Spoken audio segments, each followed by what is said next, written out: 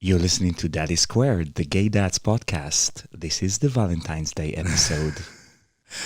Cue the violins. Oh, there are violins.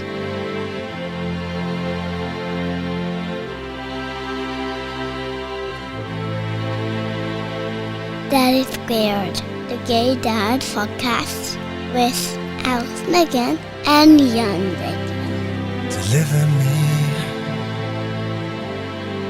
out of my sadness. Deliver me from all of the madness. Deliver me courage to guide me. Deliver me strength from inside me.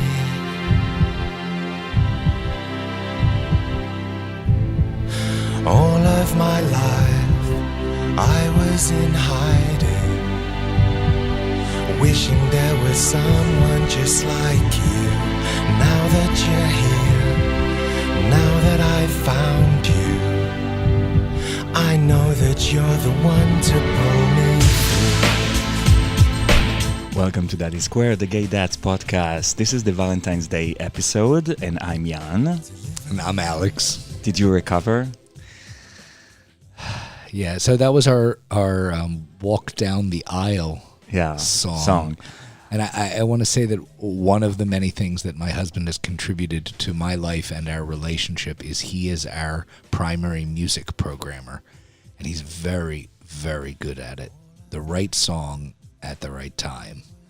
And we want to thank John Marsh, who wrote this song and who gave me permission to use it on the podcast today. Today we don't have a guest. It's only you and me, Alex. And you know that there's when you watch a series and there's one episode in the series that it's actually like the backstory of some of the characters. Is that what this is? This is that episode. So this is how we got our superpowers of not knowing how to parent and complain to each other and bicker. Right. It was actually Alex's idea, the episode, right? Yeah. You had some plans for this too, but what I think I want to do here today is to share some of the work that I was doing with myself, the work with the relationship with Alex, and the work in regards to parenting. Before we start, I think we should read something that somebody sent to us. Okay. You should read it. Where is Here it? It is. Oh. Oh, this. So last week we talked about surrogacy and we elaborated on friends of gay men who are volunteering to be surrogates or egg donor. And we got this lovely email from Bethany. She was a surrogate for a gay couple. She says all this in the email. Okay, let's read this email. Gentlemen, let's just start that she refers to us as gentlemen. That's pretty good. Enjoyed the comments from last Monday's episode regarding close relationships with donors and surrogates before and after birth. I've recently delivered a baby girl for dads that were close friends of ours. My husband and the biological father were neighbors 14 years ago, and we've all grown closer in time. We even got to give the wedding toast when the guys got married. We have one of those too good to be true stories because the odds were against us. I had lost my own child 20 weeks into a pregnancy 13 years ago, and since never tried to get pregnant until this surrogacy. Losing that child made me realize what a miracle a healthy child is, and I wanted to donate and help whoever possible. We knew it wasn't a genetic issue. In the meantime, I acquired two stepdaughters. She acquired them. I acquired two stepdaughters and took custody of my niece after her mother passed. My plan to motherhood was unconventional, but absolutely complete. Our two oldest daughters, 21 and 18, are both lesbian, making my husband and I that much more willing to put good vibes into the world in hopes that would reverberate one day similarly, so someone may soften our kids' path to parenthood. I am 36 now, and the dads definitely rolled the dice with my age, history, and no contract in place. We had pure trust in each other. I think it's an anomaly and absolutely not a plan I would recommend outside of the comfort zone we knew. We had a hard time finding a doctor that would do IUI for traditional surrogacy, but my husband's childhood friend was an OB and had been through his own trials having a child and understood. It worked on the first try. The guys found out on their wedding anniversary they were going to be parents. When it came time to deliver, their sweet baby would not flip, so we had to plan for a C-section. This was the biggest bummer for me at the time because I was living for the moment I would get to see the parents meet their daughter and all become a family. At the last minute, while getting my epidural, a nurse came in and said she got permission for all three men, my husband and both fathers, to be in surgery with me. We were elated. She later said she had done 3 sets of baby footprints on one dad's scrubs. But in 26 years, never one set of baby footprints on 3 dads. The dads live in Nashville and have listened to you religiously. You is us, the podcast. Yeah, that's amazing. So sweet. They gleaned so much wisdom from your podcast and shared it with me throughout pregnancy. Our family is in Houston, but we continue to talk every couple days or so, and I get updates on how everyone is coping. The baby just turned 3 months. We chose to do an altruistic surrogacy as I feel like I gained and grew so much as a person that it was as much for me as it was for them.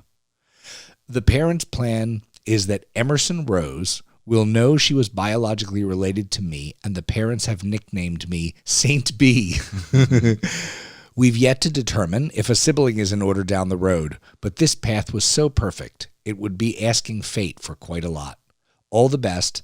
Thanks for letting me share. Bethany Reinhardt. Oh, Bethany. Bethany, you kind of slew me with that. Yeah, both of us. Amazing. Wow. Thank you so much. And I think you are Saint. I mean, Saint B. Well, this Let's is Saint. just change this her is name Saint right there. Valentine's Day, so it's saints all around. Totally. Daddy Squared, the Gay Dads Podcast, Season 3, is sponsored by Love is Family by ORM Fertility, your gateway to fatherhood. Research begins at loveisfamily.com.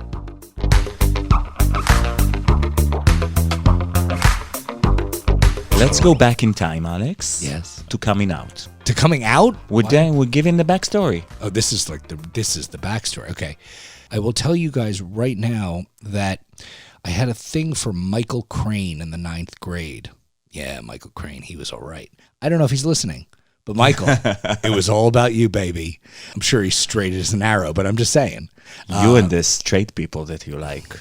Well, to me, straight man is a turnoff. I'm sorry, and it's including Chris Hemsworth. That's with so all due ridiculous. respect. Listen, if Chris Hemsworth was gay, it wouldn't increase my chances of sleeping with him by any percentage points at all. So what difference does it make? I might as well drool after the whatever I want to drool after. Anyway, we're really leaving It's a totally the point. different podcast. We're leaving the point. The first person I came out to in my family, the first person I came out to was my best friend, Karen. And I just want to tell everybody very quickly that the way I told her, we were both living in New York, I told her I was going to meet her in a bar on the Upper East Side, and I steeled myself for coming in and telling her, coming out of the closet. And as I walked in and I saw her in the back of the bar, and as I was walking in and I got closer and closer to her table, Dancing Queen came on the radio in the bar, and I just said to myself, well, okay, so it was absolutely meant to be. She was amazing. She's been amazing my entire life as a support for me in every way, including my massive homosexuality. The next person I told was my brother. My brother has been an incredibly close support to me in my life, but at that moment in time, just at the moment of coming out to him, there was a lot of shock, and there was a kind of, I felt, and he would probably argue with me about this today, I felt that a large part of his negative reaction at the very moment that I came out to him was because he felt like that's what's expected of a guy. Like, I could almost feel that it was almost fake. Like, right. Well, I gotta say, oh, this is horrible because I'm a guy, right? It's funny because my brother, who's straight too, said, like, when I came out to him, he's like, duh. Oh, no, yeah, my brother did not say that. And then, but the funny thing is that lasted all of 15 minutes. And then like over the next days and weeks, it just became a very natural, thing for him. I'm not saying he didn't still have trouble with it, but he got over it quickly. So I used to have a lot of pen pals all across Europe. I'm just going to tell everybody who's listening that he just said pen pal. Go ahead. F you. Explicit lyrics. Explicit lyrics, you. Go. So I used to have quite a few of them, and most of them were girls. I had a couple of boys that I was writing to. One of them was from the Netherlands. And in one letter, he wrote me like a really long letter, and he came out to me. He told me that he was gay, and I was like, this is the same as me. I felt like the same, like we shared the same history, right. Because his family was not supportive to him, and after he came out, he decided to move to Amsterdam from the place that he was living in. Surprisingly, that week came out the song "Confide in Me" by Kylie Minogue, and the song is all about a secret that you bear, and thank God for Kylie, who saved me, as I wrote once. This is when I discovered Kylie Minogue. Yeah, I don't think you're alone. I think Kylie probably saved a lot of gay men. Kylie on one side of the Atlantic and Madonna on the other side of the Atlantic did a lot for gay men who were still in the closet. Yeah, and I remember, by the way, coming out, and my father asked me, how is it possible that you're gay if you love Kylie Minogue? And I'm like, Dad, this is what Kylie is all about. It's not that kind of love, Dad. Yeah. Daddy, that's QR.com. When asked where Jan and I met, we always say that we met in synagogue. The reality is we met in the gay version of synagogue, which is the gym. I was living in Israel at the time, and I'm going to tell you, I saw a pair of shoulders. The first thing I saw. That's not what you said to me the other day. Why? What did I say? That you saw something else. The eyes? It's much more important. No. The ass? Yeah. Well, okay. I saw a set of shoulders. They were good. They were wide, right? Boring. And then I looked downward, and something truly fantastic caught my eye. Don't describe it. Your mom is listening, probably. Well, she's seen it too. I mean, not fully dressed, but you were fully dressed at the time. So that was amazing. And then, as I got closer to you, you turned around. And for those of you who haven't seen pictures on the frickin' Instagram or whatever, shut up. He has eyes like a stormy sea. He's got beautiful, beautiful eyes, and I was pretty drawn to that. Yeah. And then we did something very special, which is we went back to my hotel room and did all kinds of unsightly things, and that was our first date. What I do remember very distinctly is being absolutely positive that he wouldn't call me back. Right, because I had to go, right? You had to go, and you made up some bullshit reason, which it turns out was not bullshit. Not bullshit. It was true. My friend. Yeah. Yeah, I had a date with a girlfriend of mine. Yeah, and I thought he wasn't going to call me back. And the movie is knocked up. That's right, the movie was knocked up. And he did, and I thought you were pretty freaking dreamy. I did. We banged some more. Well, there was banging. There was consistent banging at the beginning. I think, not expecting to meet anybody. I was in the state of mind, which I recommend everybody who wants to get a boyfriend for life to be on, which is, I don't really care. Yeah, which I agree. One. Yeah, I don't really care what's going to happen. I'm going to just bang this guy, and if he wants to see me again, we're gonna bang again until we want to see each other again. And we'll do other things too. So it's all about like removing all the obstacles, and all the things that in your way. And I was at that point where I was like, if somebody didn't call me, I was like, fuck that. Right. I don't know if I was in the fuck that level, but I agree with you that, you know what? I mean, I was 40 years old.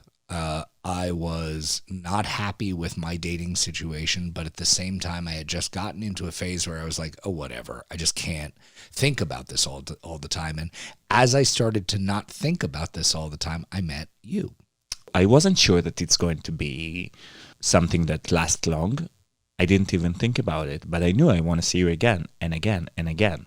And then, like, we had this part where I thought I'm breaking up with you. Remember that? Oh, I remember it. Yeah, because oh god, you used to send me. Yeah, you used to send me like this sexting. We were sexting, but emails.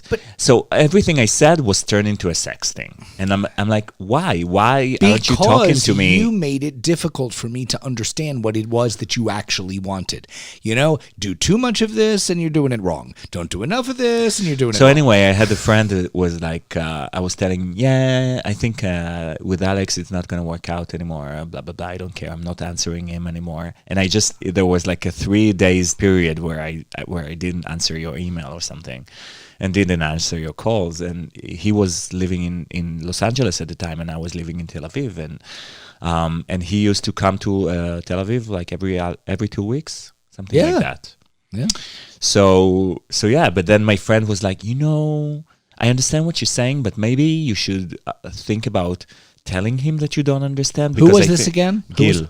Right, Gil. I think there's a miscommunication here. I feel that because you're saying something and it doesn't look like. I let him read the emails and he's like, something is not seem right here. Maybe you should talk to him about it. And I did, and we've never stopped talking since then. That is Squared, the Gay Dad podcast with Alex Megan and Yandegil. So, first comes love, then comes marriage, and then come Ben and Adam in a baby carriage. This is well established. But let's just do marriage. We had been together for how many years when you proposed to me? 6 years. So 6 years. We had 3 marriages.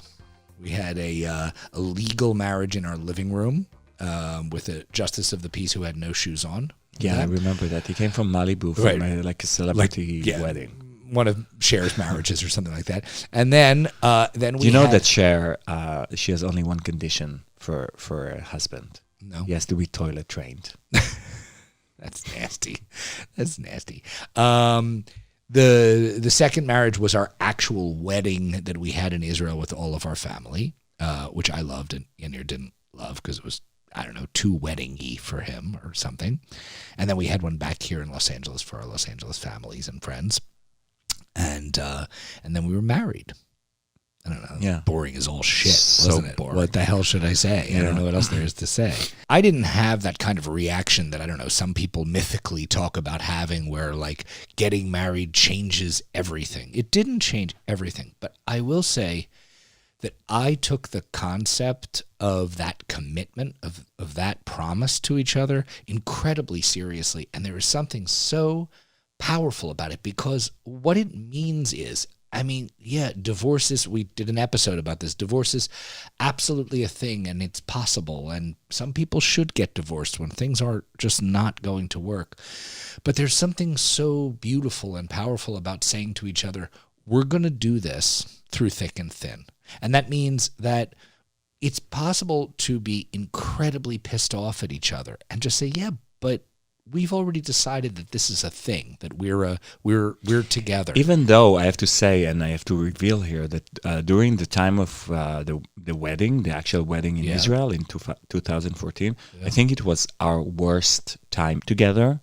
And we're having a lot of trouble, miscommunication, and we didn't talk as much to each other, and we were disconnected. And I even thought about breaking up at that time. Needless to say, there was no sex, and I was sitting at home trying to figure out my life, and Alex was working most days, long hours, and that's where we decided. So I was still with my therapist from Israel. I was on a weekly call with her, and she was like, you guys, I feel that you guys have to fix the communication between you two because obviously there's something wrong and I don't want to see you miss out on this relationship without trying that because this is what you did last time when you walked away. And she was right. And I was like, I already was in that situation, the same exact situation with my ex-boyfriend. And back then I decided to leave. So I made the conscious decision not to leave. And that was my commitment. And this is why I think it was more important for me than the actual wedding, because my commitment was between me and myself, that this is what I want to learn. I want to learn how to live with this man who is... perfect in every way. Totally not. I'm sorry. Go on.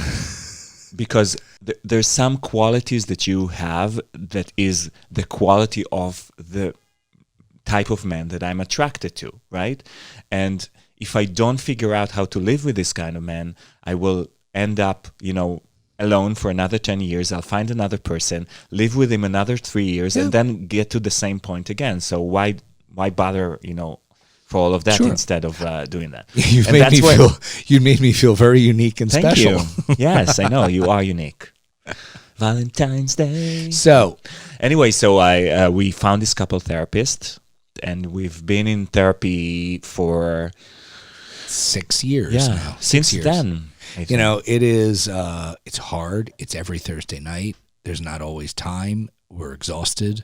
The kids, blah, blah, blah. I think the hardest part is that when bad things come out, like you go to couple therapy and sometimes you save the bad things to say there because it's some sort of there's a judge there who can actually... It's a safer space, yeah. And there are times where we even went there when everything was fine and we come out fighting. Yeah.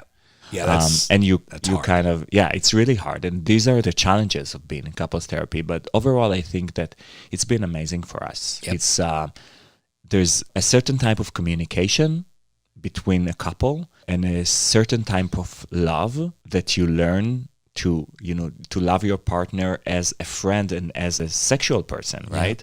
And it changes things for you. And once things are in your head that way, it's easier to continue with your commitment and to be with each other for a longer time. Yeah, look, I mean, our relationship is 12 and a half years in. As of today, we celebrate the half year, actually, on Valentine's Day.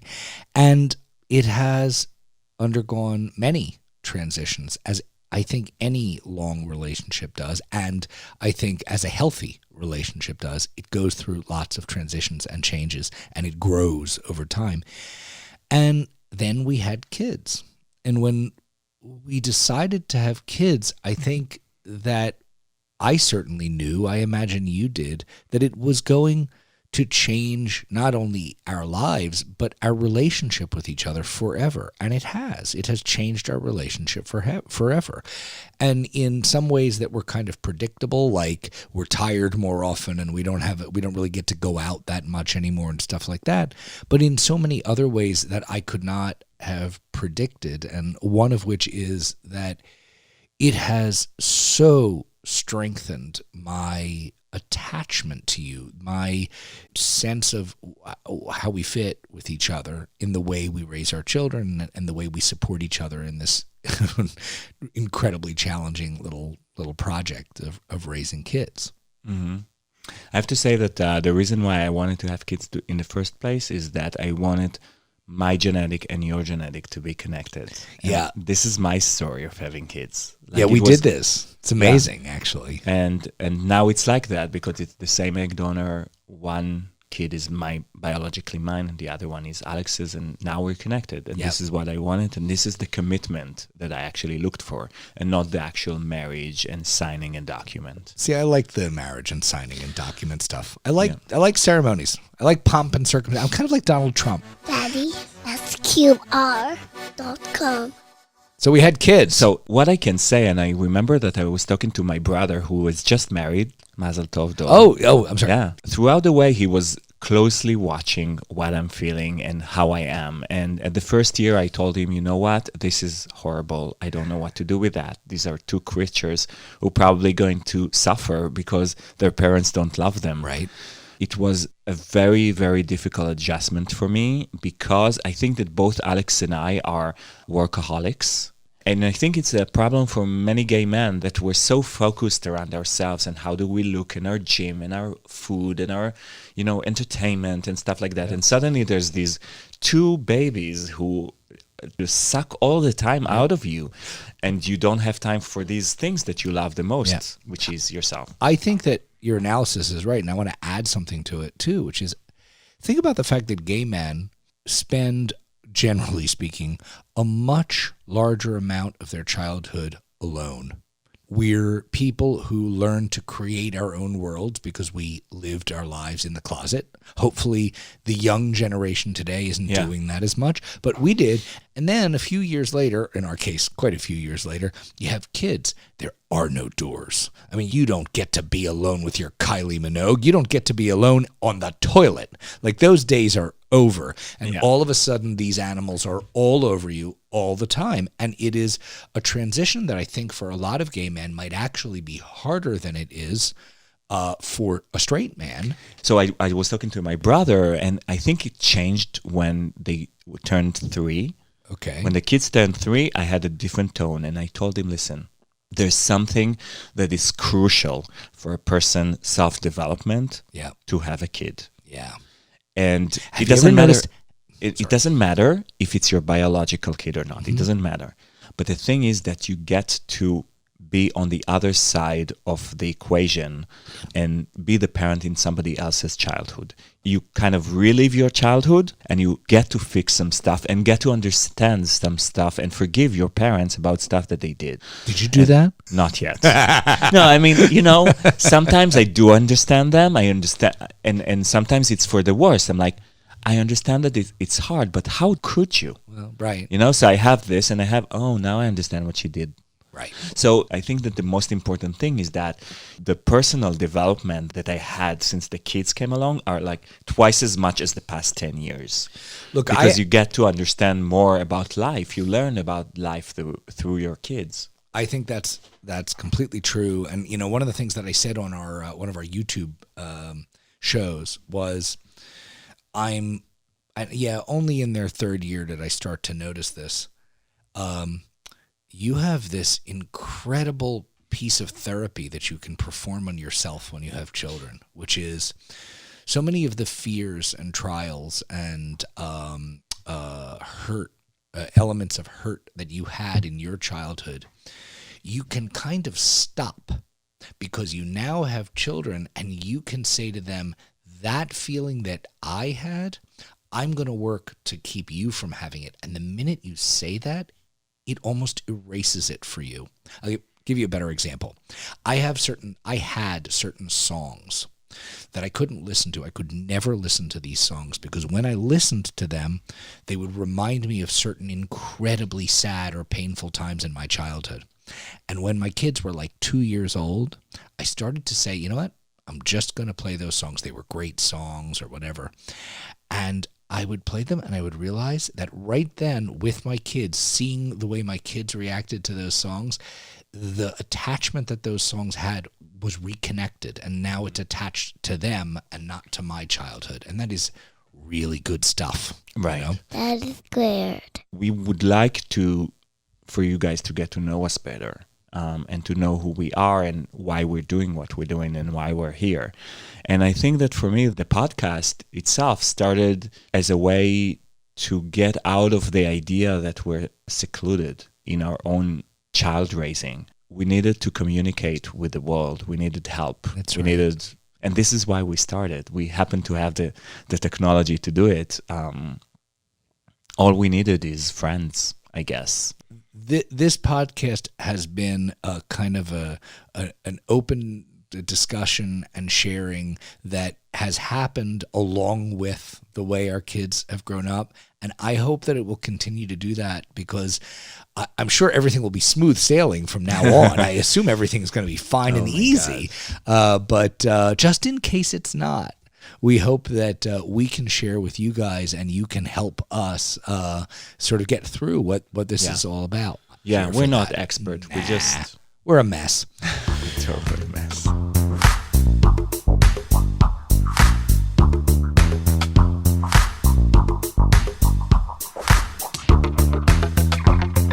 I would like to take a moment to talk about Jan. Jan, I love it that we share the same glass of water. shut How up. romantic is that? Shut up. You hate it when I drink from your glass of water, and we're going to do a whole episode about that. All right. I would like to take a moment to talk about Jan. Jan is the one who produces this podcast and Daddy Squared overall. And I say that out of thanks to Jan, and I think he does a wonderful job of it. But I also say it as a metaphor for who Jan is and what our relationship is and has always been. Jan is a producer. The job of a producer is to make things happen and not so much to spend their time, thinking of big fluffy ideas, but to get down to the brass tacks of what it is that has to happen. And he has been that in my relationship with him from the very beginning. I have a tendency to be one of these people, like a kind of a balloon that floats around with big ideas and a big heart and a lot of fluffy emotion. But when it comes time to turn that into a life, that wasn't me. It never was me until I met Jan. And Jan has produced the last 12 and a half years. Jan is the reason why we're together. Jan is the reason why we got married. Jan is the reason why we had children, because while I wanted them, it was never going to happen were it not for him. And I spent a lot of time in couples therapy complaining about how he's almost Vulcan in his inability to openly and warmly share his emotions with me at times that I wish that he would. And by the way, we'll come back to that subject and continue to complain about it for the next 12 years. But I do realize that when it comes right down to it, it's the question of who's there for you, who's producing things so that we have the wonderful, impossible life that we have. And that would be you. Aww. Yeah, you like that shit? Yeah, that's right. Thank you. Everybody, we hope so much that kids aside, daddies aside, that on this St. Valentine's Day, you have someone to kiss. If you want to do more than that, we're all for it. If you don't, chocolate is still as amazing, and we love you and are so happy that we get to share this and every other episode with you. Yeah, and please keep writing to us, because it's just, that letter from Bethany came to me in a day when I was pretty bumped. And you don't have to always write beautiful, thankful things. You can complain about your kids. You can complain about the process of making kids. We're into all forms of complaint. Totally. That's what we do. Yeah. Just point out your complaints into hello@daddysqr.com. And you can also find us on Facebook and Instagram. We have a group which I post content to constantly. Are we going to do a TikTok thing? No. Thank God. No TikTok for now. For now. Alex, thank you for sharing with me the past 12 years. Thank you for sharing it with me. And Valentine's Day is amazing. Thanks to you. I love you. Love you too. And guys, we're going to see you next week with a regular episode of Daddy Squared. All right. See you then. Bye-bye. Bye.